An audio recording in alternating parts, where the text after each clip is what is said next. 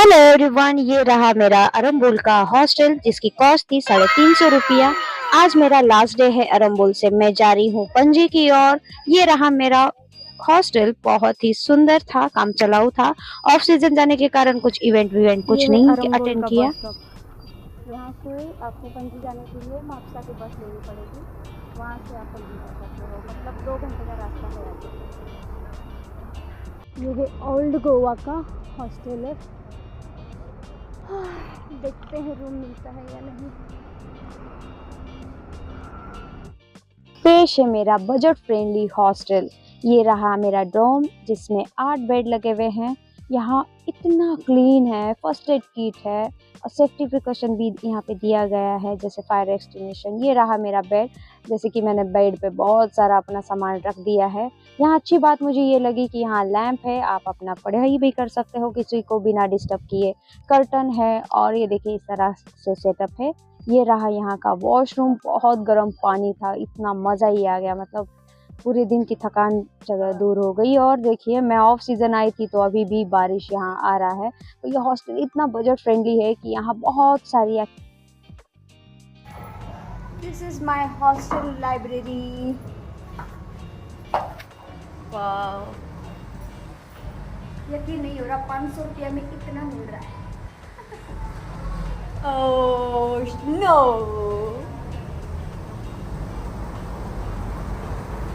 ये रहा हमारा स्विमिंग पूल गोवा वाले बीच पे। कल करेंगे मौज। कितना गहरा होगा ये?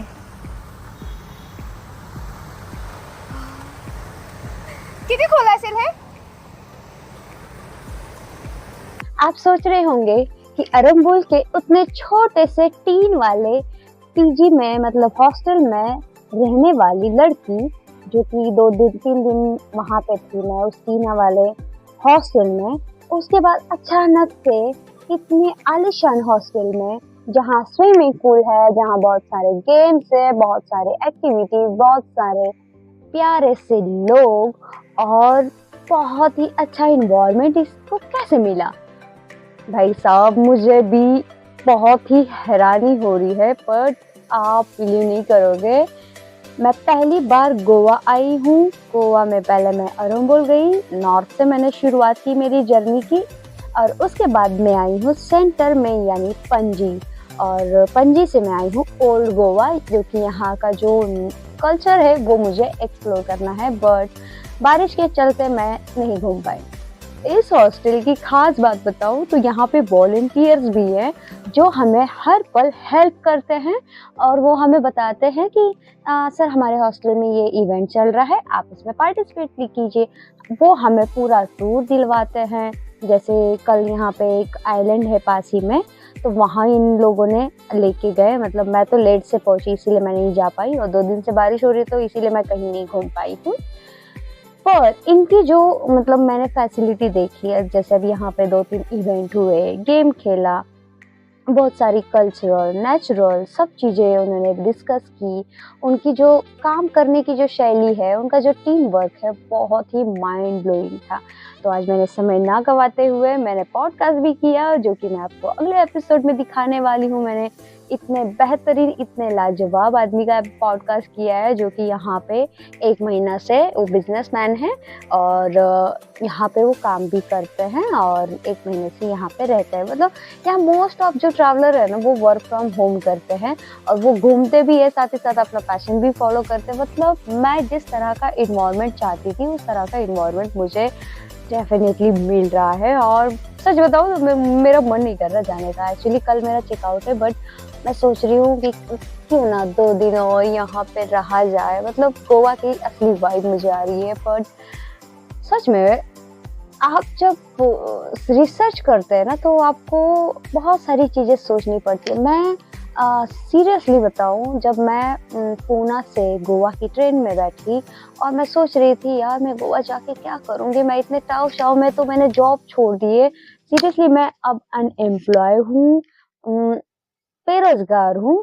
मेरे पास कोई जॉब नहीं है, कोई अर्निंग फैसिलिटी नहीं है, मैंने बहुत ही बड़ा रिस्क लिया है। ऐसे भी नहीं कि मेरे मम्मी-पापा राजा-महाराजा हैं जो मुझे बेटा फुल्लो-फल्लो जो करना है करो, इस तरह का तो है, पर फाइनेंशियली मुझे कोई सपोर्ट नहीं है।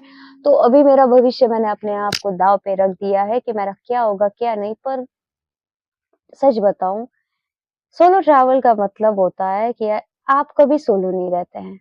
ट्रेन में मुझे काउचसर्फिंग के थ्रू 2 पर्सन मिले, जो कि इतने माइंड ब्लोइंग, इतने अच्छे थे। उन्होंने ट्रेन में मुझे कंपनी दी, फिर हम लोग अरंबुल आए, उन्हीं के साथ मैंने डॉर्मेट्री भी हम हॉस्टल में रहे वहाँ पे। फिर 3 दिन बाद मैंने उनको छोड़ा क्योंकि उनके अलग प्लान थे। देखिए, सफ़र में आपको नए-नए लोग मिलेंगे, पर आप किसी से भी लॉन्ग टाइम अटैच नहीं हो सकते। अगर जब आप अटैच हो जाते हो, मेरा मानना है, तो एक तरह से आप डिपेंड हो जाते हो। तो फिर आपको अपनी खुद की तलाश करना बहुत मुश्किल हो जाएगा। अपनी खुद की तलाश के लिए आपको अकेले ही निकलना होगा। तो फिर उसके बाद मैं बैठी पणजी की बस में और मैं सोच रही थी यार मैं पणजी जाके करूँगी क्या? क्योंकि मैंने जो प्लान किया था वो नॉर्थ गोवा का ही था। मेरे दिमाग में ना ओल्ड गोवा था, ना साउथ गोवा है। तो मैं सोच रही हूँ कि मैं क्या करूँगी? तो मैं बस मैं सोच रही थी, सर्चिंग कर रही थी क्या होगा, कहाँ मिल जाएगा, कुछ नहीं। फिर मैं ओल्ड गोवा आई, वहाँ से बस मिली, वो भी गवर्नमेंट ट्रांसपोर्टेशन बस। मतलब जिस बस से मैं ₹60 नहीं, ₹90 में गई थी अरंबोल, मडगाँव से अरंबोल, ₹90 में गई थी। पणजी के लिए मुझे देना पड़ा सिर्फ ₹40 क्योंकि मडगाँव से मुझे पहले पणजी जाना था पड़ा, पणजी से मुझे मापुसा जाना पड़ा, मापुसा से मुझे अरंबोल जाना पड़ा। इस तरह मैंने पहली बार 3 स्टेप किए, ऐसे स्टेप बाय स्टेप गई। पर आते हुए अरंबोल से मुझे इत्तेफ़ाक से डायरेक्ट पणजी की बस मिल गई और पणजी के बाद फिर मैं आई ओल्ड गोवा। ओल्ड गोवा और पणजी के बीचों-बीच मेरा हॉस्टल है, जो कि मैं आपको लास्ट में उसका नाम बताऊँगी। कुछ तो सस्पेंस होना चाहिए यार, आप क्यों मेरी भाषण सुनोगे इतनी सारी कन्वर्सेशन, है ना? तो मेरा हॉस्टल इन लोकेशन के बीच में है, मुझे लगा था मैं कैसे पहुँच पाऊँगी यार। और यहाँ आने के बाद जब मैंने नेट पे देखा, देखिए अगर आप हॉस्टल सर्च करते हैं ना, तो आपको सबसे पहले ही ध्यान देना होता है उसके रिसेंट रिव्यू पर और नेगेटिव रिव्यू पर। आप बोलोगे ये नेगेटिव से कैसे शुरुआत करती है?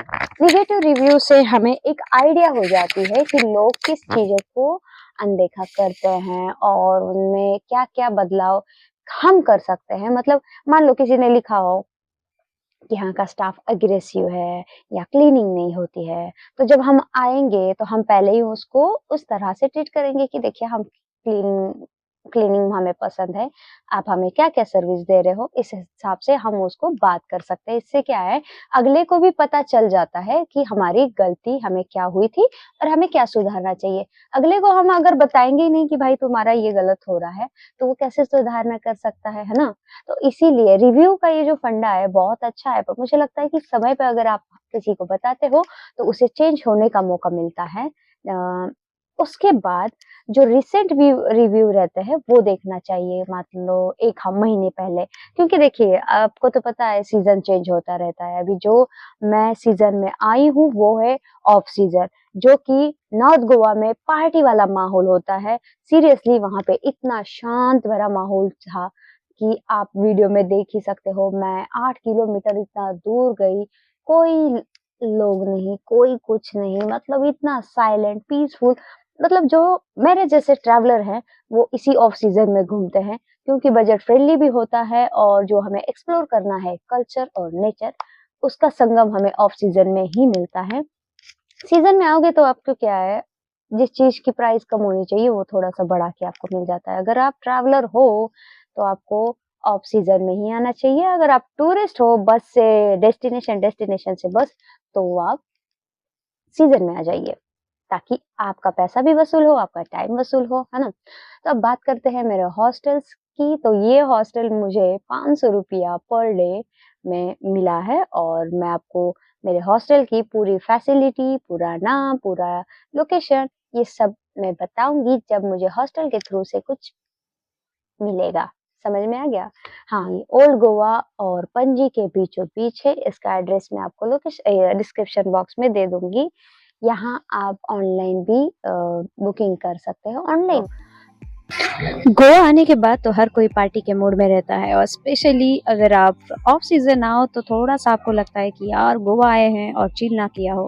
हॉस्टल मेरा इतना अच्छा था, बहुत अच्छी वाइब थी, बहुत सारे अच्छे दोस्त मिले जिन्होंने मुझे बहुत सारी नए नए गेम सिखाए। ये देखिए, मैं ये फर्स्ट टाइम खेल रही थी और ये तीनों लोग मुझे सिखा रहे थे कैसे क्या करना चाहिए।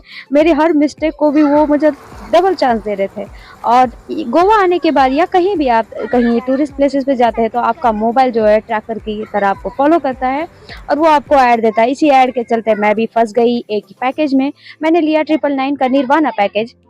वहाँ की एक शिप बोर्ड है जो आपको 999 में क्रूज की जो सफ़र करवाती है। पर भाई साहब, वहाँ पे इस तरह का बहुत सारा बड़ा स्कैम होता है। वो क्या करते हैं, वहाँ पे पार्टी चल रही थी ऑलरेडी, मतलब किसी का बर्थडे था, तो उन्होंने क्या किया, इसी में 999 का पैकेज करवा दिया। ऐसा लग रहा था मानो मैं क्लब में कम शादी में ज़्यादा आई हूँ। इस तरह की, देखिए किस तरह की वाइब है।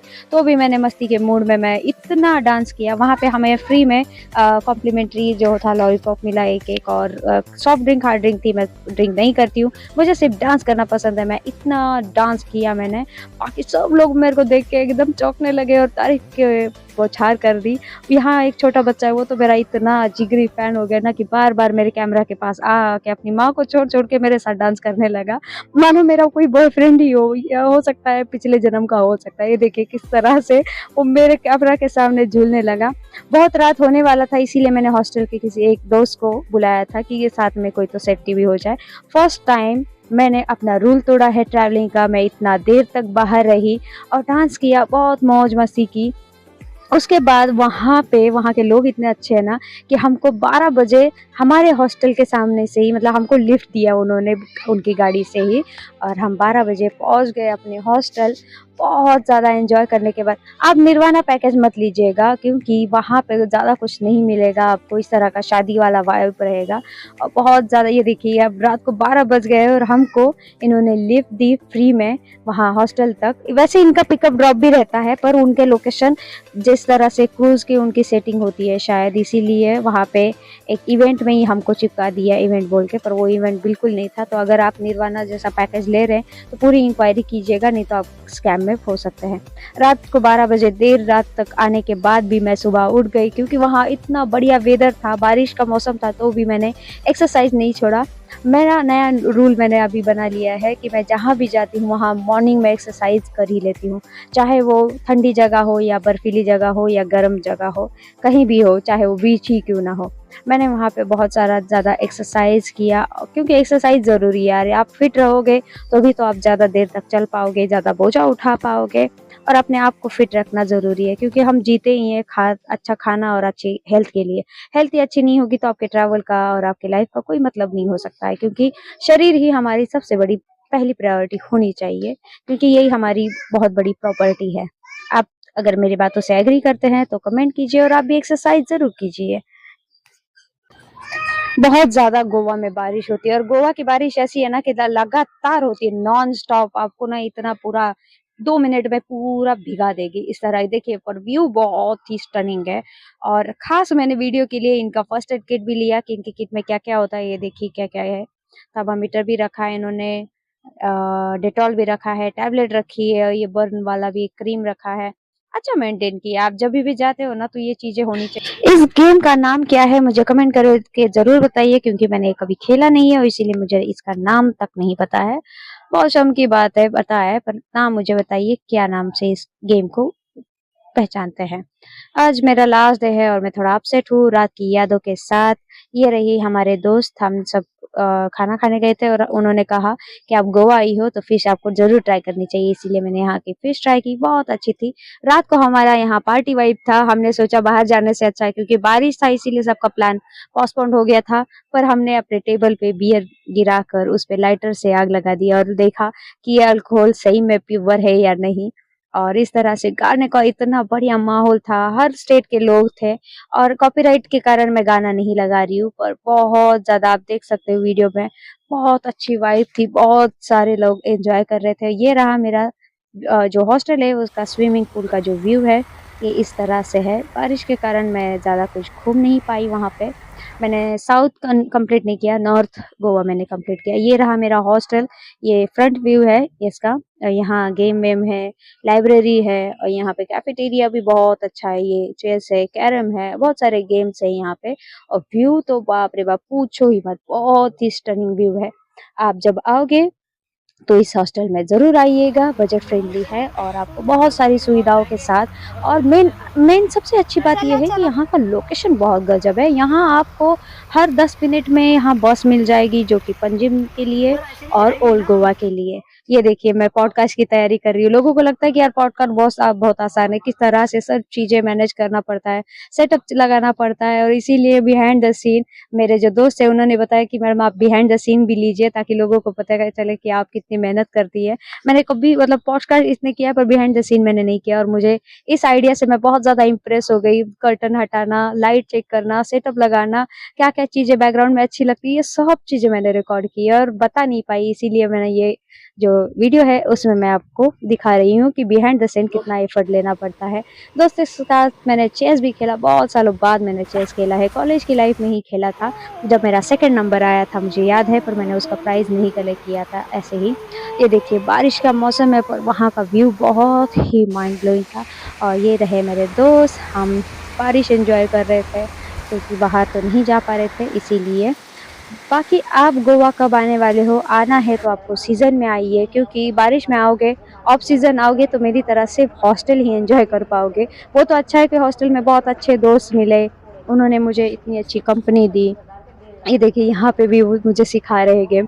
मेरी हर मिस्टेक को वो इतना मतलब समझ रहे थे कि मतलब मैंने गलती कर रही तो मुझे 2 बार चांस दे रहे थे, और कैसे करना चाहिए, क्या करना चाहिए, कैसे पकड़ना चाहिए, ये सब चीज़ें उन्होंने सिखाया। और हम जा रहे हैं अभी ब्रेक पे। और कैफेटेरिया का आपको पता है किसी भी हॉस्टल का या होटल का जो कैफेटेरिया रहता है वो कितना कॉस्टली रहता है। तो मेरे दोस्तों ने बोला, मैं पहले तो वहीं जा रही थी, उन्होंने बोला कि बाहर एक बढ़िया हॉस्टल है, चलिए हम वहाँ पे खाना खाने जाते हैं। और सब मिल के वहाँ पे गए, फिर हमने कॉन्ट्री की और मिल के खाना खाया। कम पैसों में अच्छा खाना हमें वहाँ पे मिला। और ये देखिए यहाँ का व्यू कितना सुंदर है, ये ऊपर से मैं व्यू रिकॉर्ड कर रही हूँ। बारिश के कारण देख सकते हो कितनी सारी हरियाली है। आप बारिश में मत आइएगा। गोवा घूमने का जो सबसे गुड मॉर्निंग। आज बहुत देर से सफ़र शुरू हो रहा है मेरा, देखते हैं क्या क्या एक्सप्लोर कर पाऊंगी मैं। तो ये रहा नाइट का व्यू, यही है निर्वाणा जो ऊपर से आपको दिखेगा। अंदर रहेगा शादी वाला व्यू, कुछ खास नहीं था, वही गिने चुने रील वाले गाने थे जो आपको 2 मिनट 3 मिनट पे ही एंजॉय कराया और कुछ नहीं। बाकी 999 का पैकेज था, मुझे बहुत ही ज़्यादा बकवास लगा। जिन 999 में जो मिलना चाहिए वैसे तो फैसिलिटी हमें मिली नहीं। तो मेरा सजेशन ये है कि जब भी आप आ रहे हो तो उस क्रूज़ का रिव्यू देखिए, रिसेंट रिव्यू देखिए और लोवेस्ट रिव्यू देखिए, और तभी आप चार्जेस पे करें। अदरवाइज़ मत कीजिएगा, बहुत बड़ा स्कैम है यहाँ पे, और गोवा में स्कैम ना हो ऐसा कभी होता ही नहीं है। तो ज़रूर आए और पहले अवेयर रहे। होटल हो या हॉस्टल हो या कहीं भी कोई भी एक्टिविटी हो, आप रिव्यू ज़रूर चेक कीजिएगा, रिसेंट वाला और लोवेस्ट वाला, क्योंकि आजकल पेड रिव्यू भी होते हैं। तो रिसेंट वाला देखोगे तो आपको जेन्युइन भी लगेगा, जेन्युइन हो तो समझ जाना। ये रहा यहाँ का कैफेटेरिया, बहुत ज़्यादा कॉस्टली था, इसीलिए मेरे दोस्तों ने बोला कि चलो हम बाहर ही खाना खाते हैं। इसीलिए मैंने ये फ़ोटो शूट मतलब वीडियो शूट किया और उसके बाद हम बाहर गए खाना खाने के लिए। एकदम ही भिगा देगी आपको, भाग रही मैं।